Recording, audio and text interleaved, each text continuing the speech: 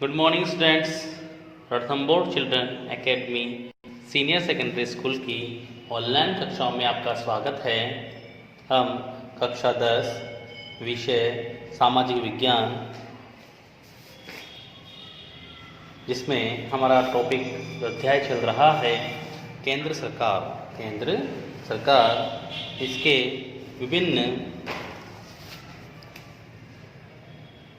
Point topic के बारे में हमने अब तक पढ़ा है, जिसमें संसद, लोकसभा के कार्यों के बारे में हमने पढ़ा, संसद के कार्य और शक्तियों के बारे में हमने पढ़ा। आज हम राज्यसभा के कार्य और शक्तियों के बारे में पढ़ेंगे। उससे पहले राज्यसभा के बारे में थोड़ा सा फिर से हम दोहरा लेते हैं कि राज्यसभा है क्या। तो ये राज्यसभा संसद का ही एक अंग है। बताया था आपको, संसद का ही एक अंग है, यानी संसद के दो सदन होते हैं। संसद के दो सदन होते हैं, जिनमें से एक सदन होता है लोकसभा, जिसे लोकप्रिय सदन या निम्न सदन भी कहते हैं, और एक होता है राज्यसभा। यह उच्च सदन है और स्थायी सदन भी इसको कहा जाता है। इसमें जनता सीधे वोट नहीं करती है, याद रखें। लोकसभा में जनता सीधे वोट करती है, राज्यसभा में जनता प्रत्यक्ष रूप से मतदान नहीं करती है। लेकिन राज्यसभा में वोटिंग कैसे होती है, राज्यसभा के सदस्य कैसे चुने जाते हैं, ये भी मैंने आपको बताया था। हाँ, कि भाई राज्यसभा के सदस्यों का चुनाव कैसे होता है। तो राज्यसभा के सदस्यों का चुनाव होता है राज्य विधानसभाओं के सदस्य करते हैं। कौन करते हैं? राज्य विधानसभाओं के सदस्य राज्यसभा के सदस्यों का चुनाव करते हैं। राजस्थान में 200 सीटें हैं, विधानसभा के 2 सदस्य मिलकर करते हैं। ठीक है, इस प्रकार से राज्यसभा के सदस्यों का चुनाव होता है। अब इनकी कुल संख्या कितनी है? कुल संख्या अधिक से अधिक 250 हो सकती है। वर्तमान में 245 है। कितनी है? 245, जिसमें से 233 का चुनाव होता है। कितनों का? 233। याद रखें, आपको मैंने पहले ही बताया था कि 233 का चुनाव होता है। ठीक है, और प्लस 12 जो हैं वो मनोनीत किए जाते हैं। किसके मनोनीत किए जाते हैं? यानी ये तो निर्वाचित होते हैं, और ये 12 जो हैं बच्चे मनोनीत होते हैं। किसके द्वारा होते हैं? राष्ट्रपति के द्वारा। किसके द्वारा होते हैं? राष्ट्रपति के द्वारा। यानी इन्हें राष्ट्रपति, भारत का राष्ट्रपति मनोनीत करता है अपनी इच्छा के अनुसार, लेकिन प्रधानमंत्री की सलाह पर। ये भी याद रखें आप। और अब किन लोगों को करता है ये भी देख लेते हैं एक बार।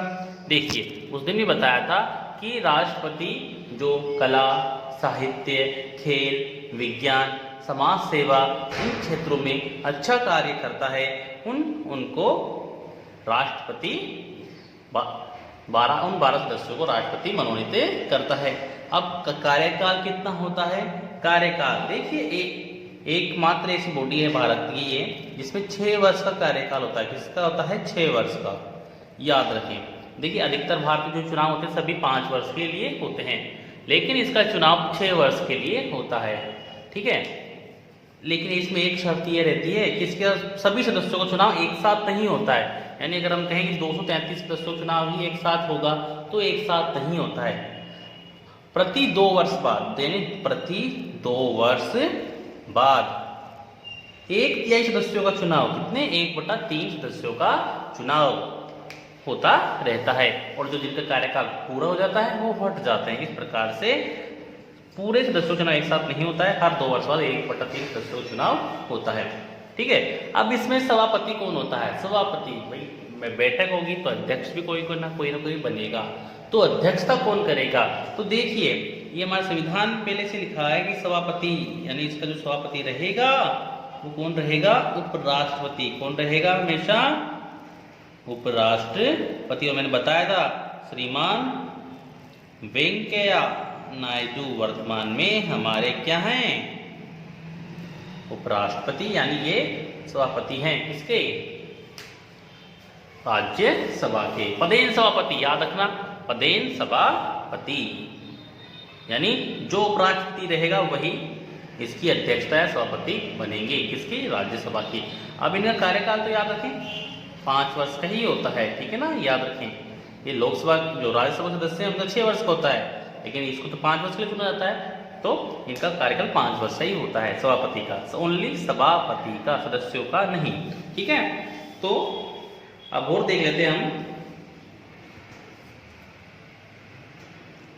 तो राज्यसभा भारतीय संसद का उच्च सदन है, याद रखिए कैसा है, उच्च सदन।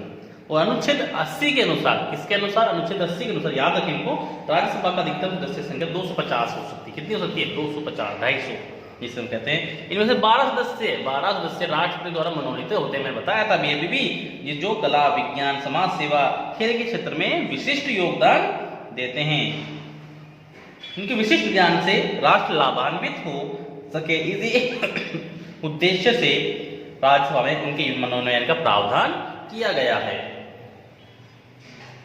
शेष सदस्यों का निर्वाचन अप्रत्यक्ष प्रणाली से, किस प्रकार? अप्रत्यक्ष प्रणाली से होता है। राज्यसभा में प्रत्येक राज्य के प्रतिनिधियों का निर्वाचन उस राज्य की विधानसभा के निर्वाचित सदस्यों द्वारा आनुपातिक प्रतिनिधित्व पद्धति के अनुसार एकल संक्रमणीय मत द्वारा किया जाता है।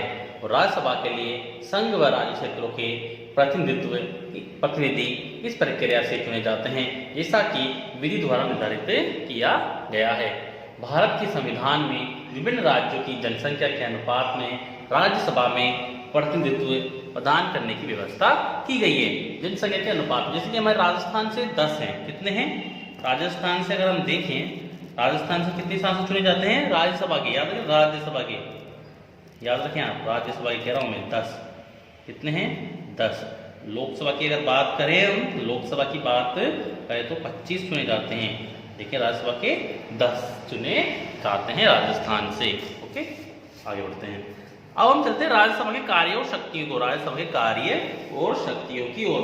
कि मैंने बताया था कि संसद का ही यह एक अंग है, तो जो संसद के जो कार्य होते हैं वो इसके भी कार्य होते हैं। जो संसद कार्य करती है वही ये कार्य करती है। तो वही कार्य, वही टॉपिक है, हमने पहले पढ़ा, विधायी शक्तियां, संविधान की संसदीय शक्तियां, वित्तीय शक्ति, कार्यपालिका संसदीय शक्ति और विविध शक्तियां। हाँ, एक विशेष अधिकार इसके पास जरूर होता है, इसके बारे में भी हम पढ़ेंगे।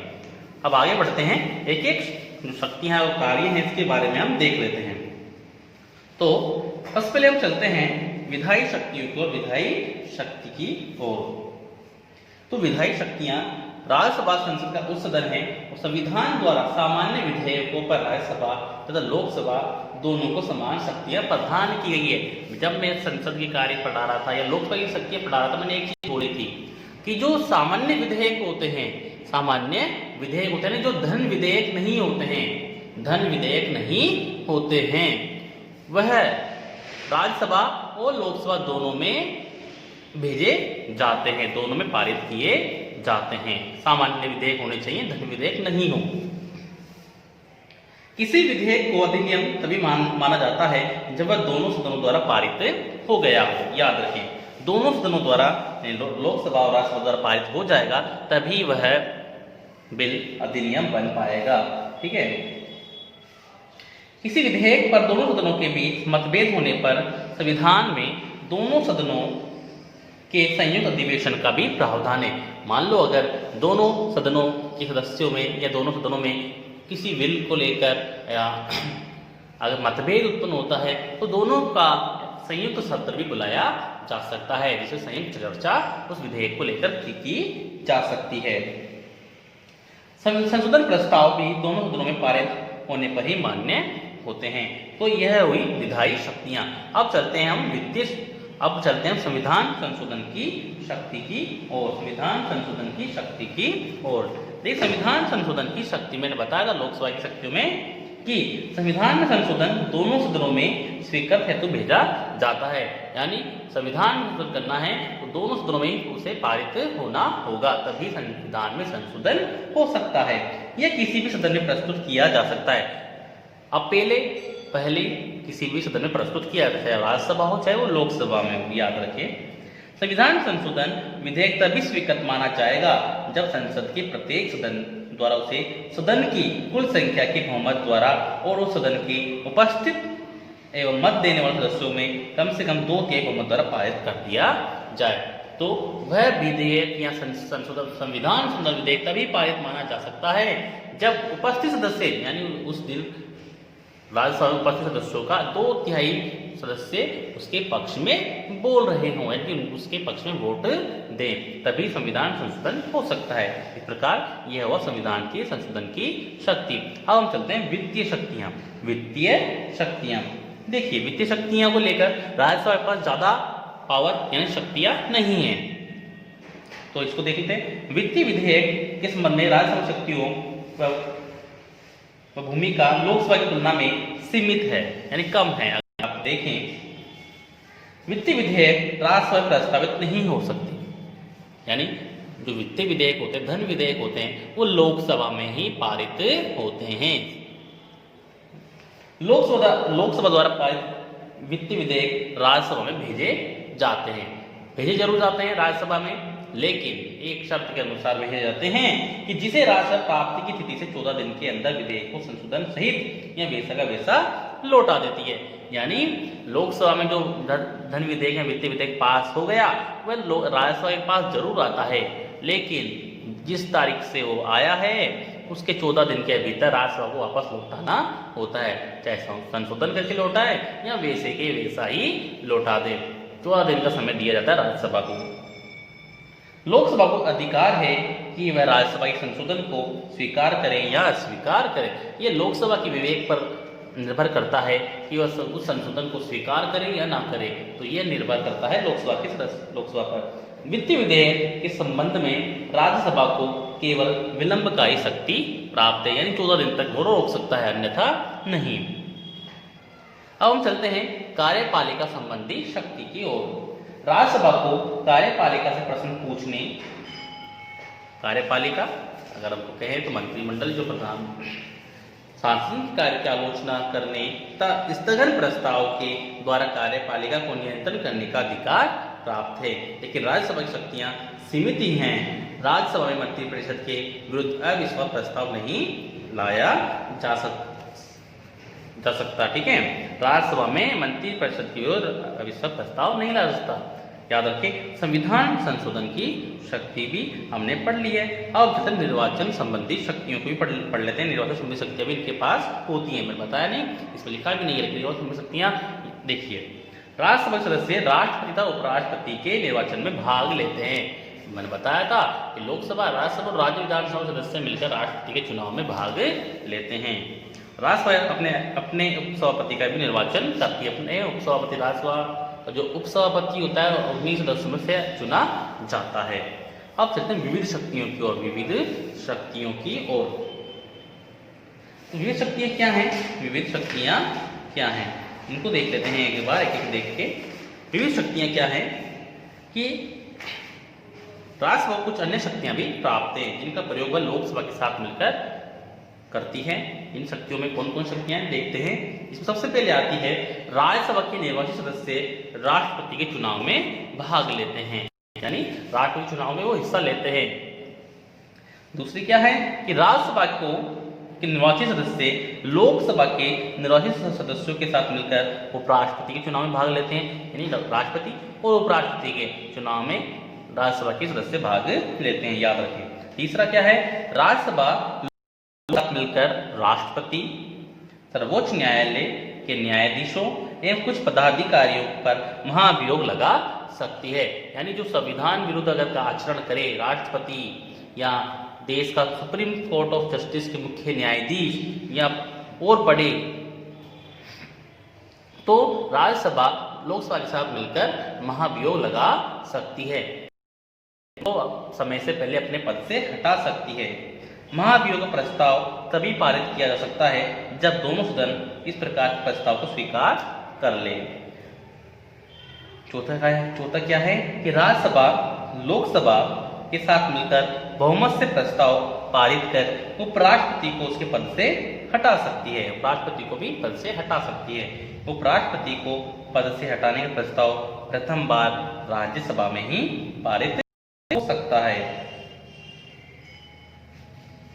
और हो सकता है, और फिर वह लोकसभा के पास जाता है, यानी उपराष्ट्रपति को भी हटाने का पावर राज्यसभा के पास रहता है। पांचवें देख लेते हैं, राष्ट्रपति द्वारा घोषित संकटकालीन घोषणा की प्रभाविता के लिए घोषणा के 1 माह के भीतर इस प्रकार के प्रस्ताव का अनुमोदन लोकसभा एवं राज्यसभा दोनों के द्वारा अलग अलग अपने विशेष बहुमत से किया जाना आवश्यक है। इस प्रकार यह थी विविध शक्तियां।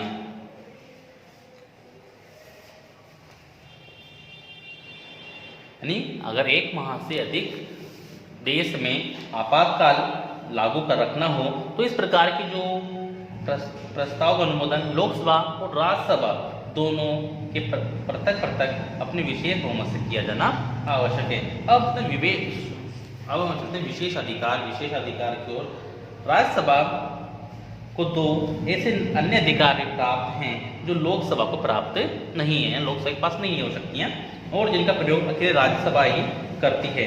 इस प्रकार की शक्तियों का संबंध देश के संघीय ढांचे से है और राज्यसभा को राज्यों का एकमात्र प्रतिनिधि होने के नाते अग्र प्रकार की शक्तियां प्राप्त हैं। इसमें सबसे पहले चलते हैं, पहली क्या है, अनुच्छेद 249 के अनुसार उपस्थित और मतदान में भाग लेने वाले सदस्यों के 2/3 बहुमत से राज्य सूची के किसी विषय को राष्ट्रीय महत्व का विषय घोषित कर सकती है। यानी अगर मैंने बताया था कार्य का बंटवारा रहता है, इस संघ सूची, राज्य सूची और संवर्धित सूची के माध्यम से रहता है। लेकिन मान लो कोई राज्य सूची का विषय है तो राज्यसभा उस विषय को केंद्र सूची यानी संघ सूची का विषय बना सकती है, लेकिन वह प्रस्ताव 2/3 बहुमत से वहां पास होना जरूरी है। इसके द्वारा उस राज्य सूची के विषय पर कानून बनाने का अधिकार संसद को मिले जाता है। यानी जो अब वो है राज्य सूची के विषय से संघ सूची का विषय बन जाता है, और फिर उस पर जो कानून बनाती है वो संघ सरकार, केंद्र सरकार या संसद बनाती है। दूसरी क्या है विशेष अधिकार इसका, संविधान के अनुच्छेद 312 के अनुसार राज्यसभा ही अपने 2/3 बहुमत से प्रस्ताव पास कर नई अखिल भारतीय सेवाएं स्थापित करने का अधिकार केंद्र सरकार को दे सकती है।